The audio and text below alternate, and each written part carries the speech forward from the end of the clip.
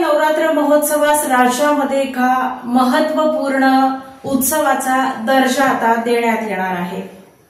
महाराष्ट्रातील 3.5 शक्तिपीठांपैकी एक असलेल्या तुळजापूरच्या श्री आई तुळजाभवानी देवी नवरात्र महोत्सवास राज्याच्या प्रमुख महोत्सवाचा दर्जा देण्यात आला आहे।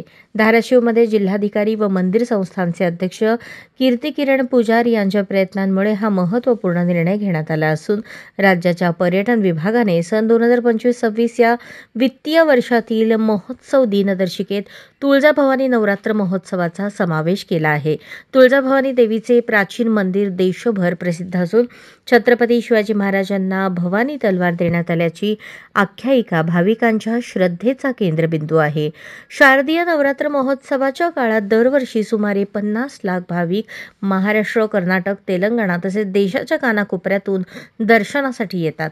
या काळात तुळजापूर शहर धार्मिक, सांस्कृतिक आणि सामाजिक रंगांनी उजळून निघते। पर्यटन विभागाच्या परिपत्रक क्रमांक TDS 2025/6 दिनदर्शिकेस राज्यातील पर्यटन स्थळांची राष्ट्रीय आणि आंतरराष्ट्रीय पातळीवर प्रसार प्रसिद्धी करून पर्यटकांना आकर्षित करण्यासाठी प्रमुख महोत्सव निवडले आहेत।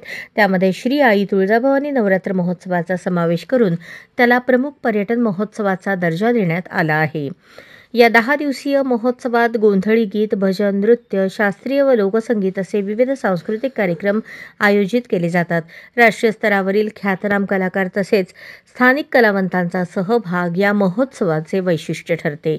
तुळजापूर परिसरात नळदुर्ग किल्ला, तेर येथील संत गोरोबा काका मंदिर, आई येडेश्वरी मंदिर, येरमाळा तालुका कळंब, रामलिंग अभयारण्य, येडशी तालुका धाराशिव, परंडा, भुईकोट किल्ला अशा पर्यटन स्थळे असल्याने भाविक आणि पर्यटकांसाठी तुळजापूर आणि परिसर पर्यटनाच्या दृष्टीने आकर्षणाचे केंद्र ठरणार आहे।